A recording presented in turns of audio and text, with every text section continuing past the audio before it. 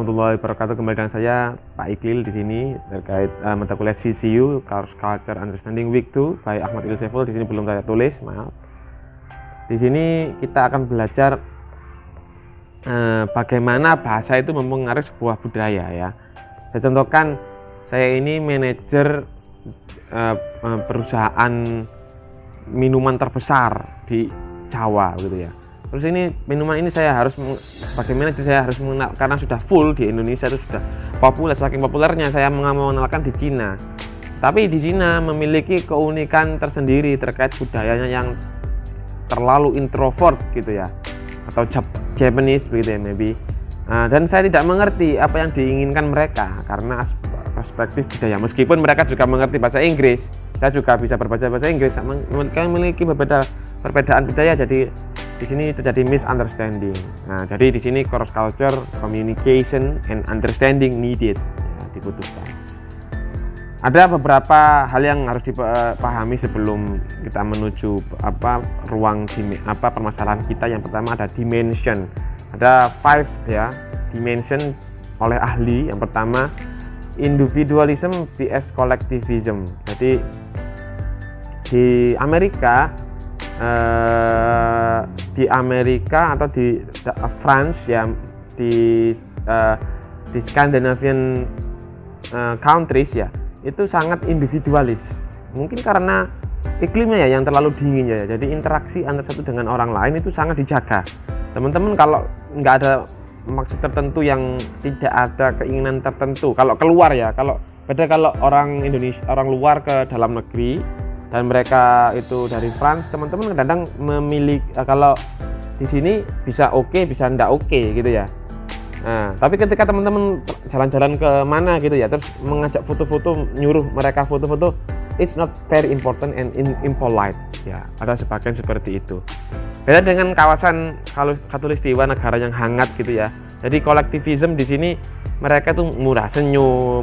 Kita itu orang Jawa, orang Bali dan orang-orang yang di khatulistiwa itu rata-rata ramah begitu ya. Jadi Asia Tenggara dan Asia itu rata-rata itu mereka itu kolektif, jadi suka berkerumun, suka ngerumpi begitu dan lain-lain. Itu dimension, the first dimension. Second one, power distance. Di sini ada high and low, seperti pyramid hierarchy, seperti atasan di company tadi itu ya, ada atasan, bos.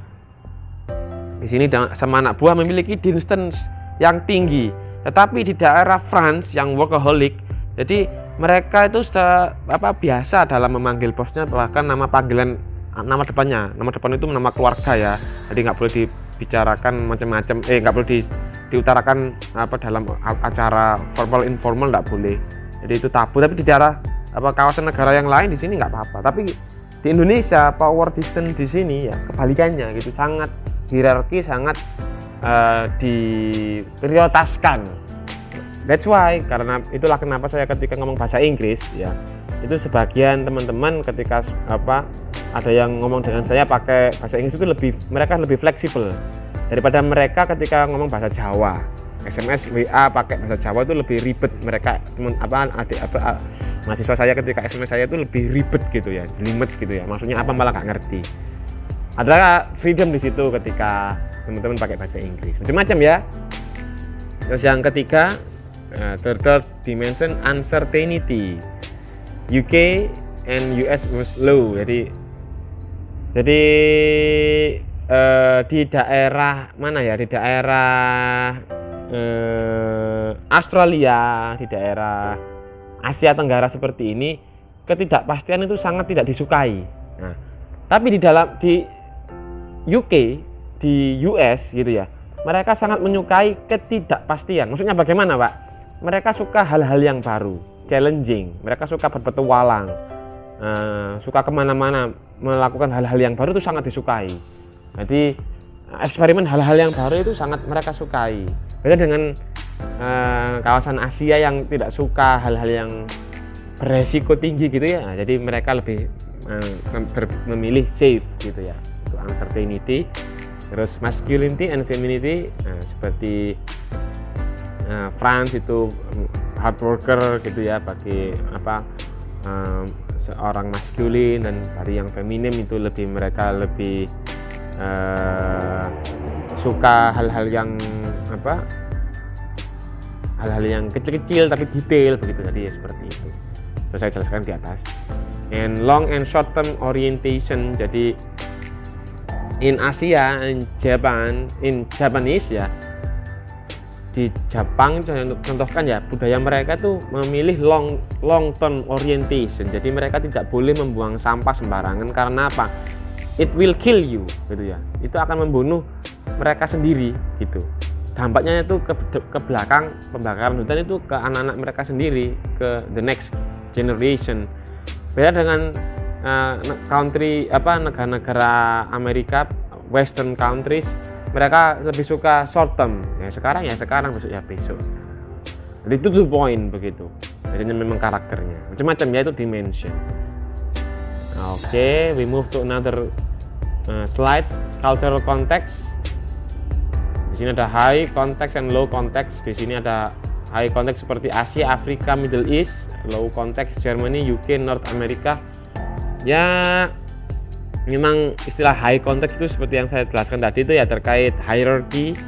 Itu di Asia, Afrika itu memiliki kompleksitas hierarki yang memang tinggi.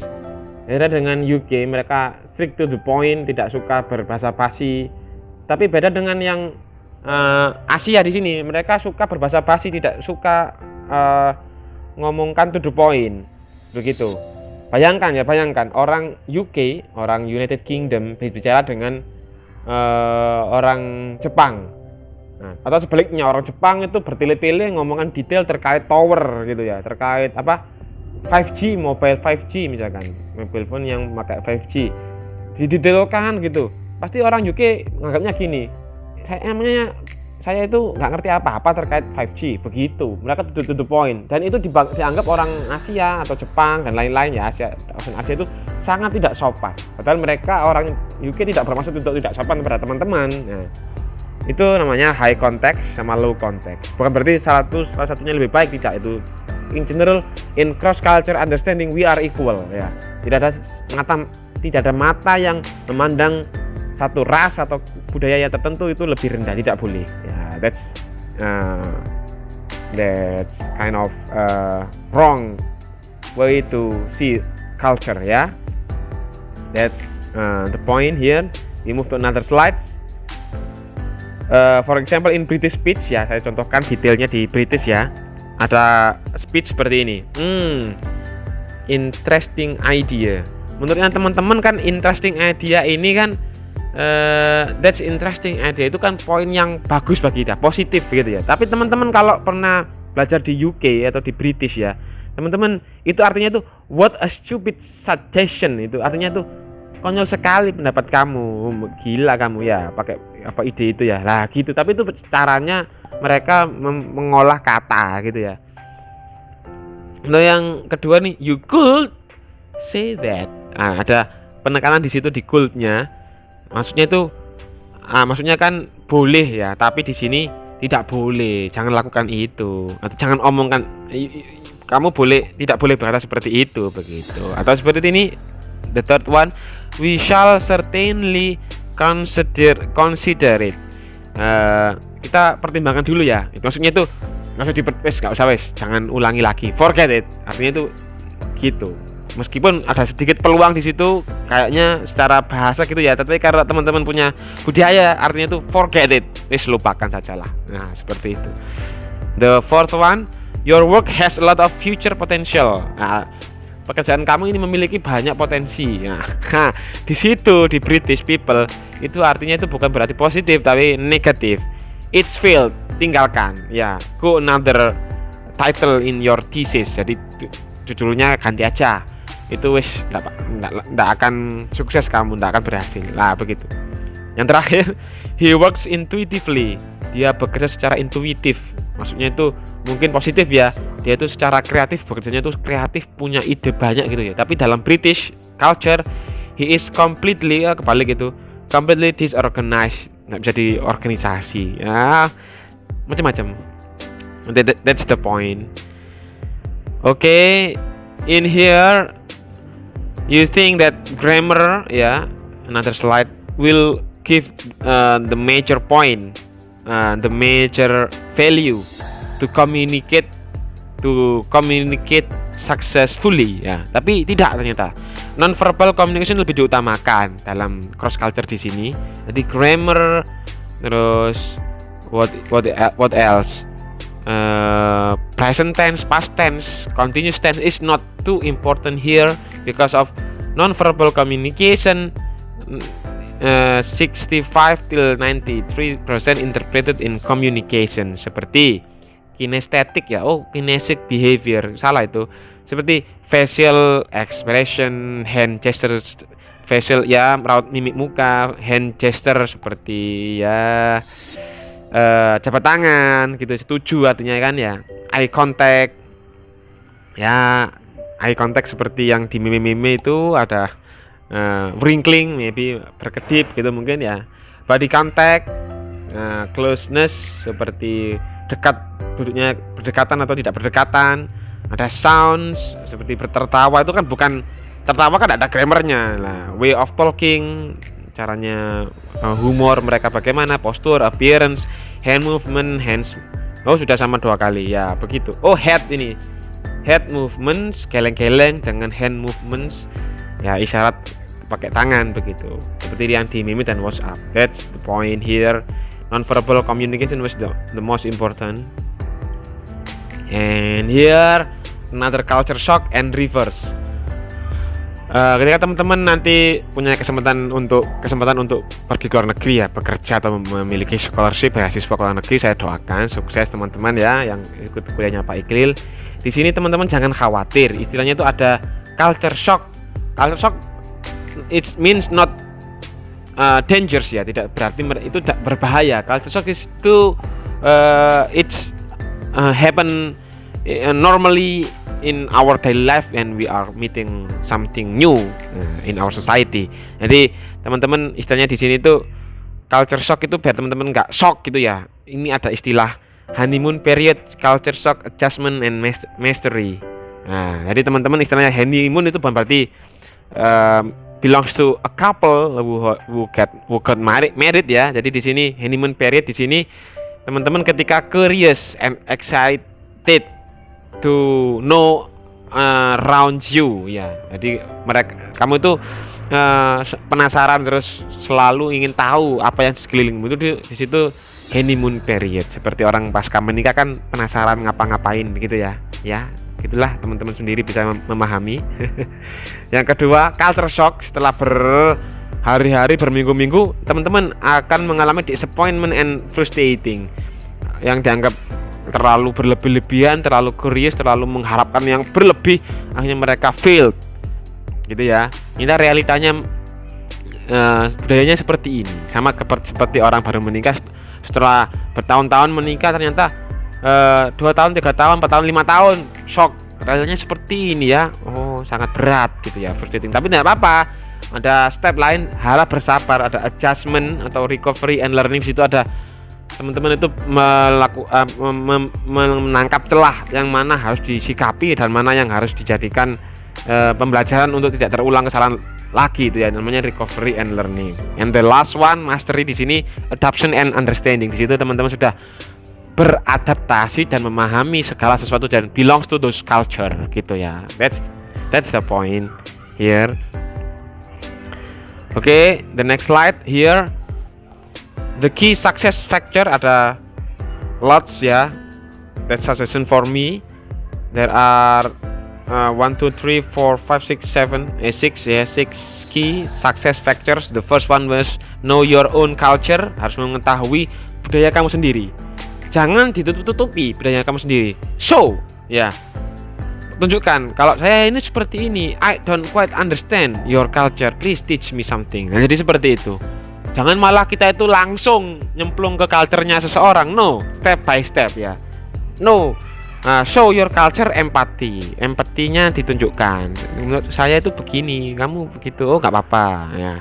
Dengan begitu teman-teman, karena saking berhati-hatinya itu bisa mengadapt new culture quickly, ya.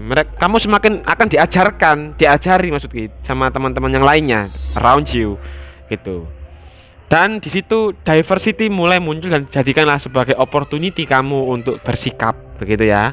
Anggap aja kamu reborn as someone else in another part of in another places in the world gitu ya. Jadi take it easy. Terus the fifth one, show eagerness to work with, ya kurang itu ya, work with other culture. Tunjukkan kalau teman-teman itu memiliki rasa empati, maksudnya. Jadi kan di atas, di awal-awal kan saya ngomong kamu tuh harus berbuat baik, peduli, care dengan orang lain. Di sini poinnya. Teman-teman kalau nggak show eagerness, you are left behind. Ya, kamu akan ditinggal. Teman-teman sekarang di Mojokerto ya, nyaman. Suasananya itu pegunungan, pedesaan itu memang belum memiliki rasa kompetisi yang begitu tinggi. Tapi kalau kamu ke Surabaya saja lah ya, sudah kompetitif banget, apalagi ke Jakarta, apalagi ke luar negeri. You can imagine yourself.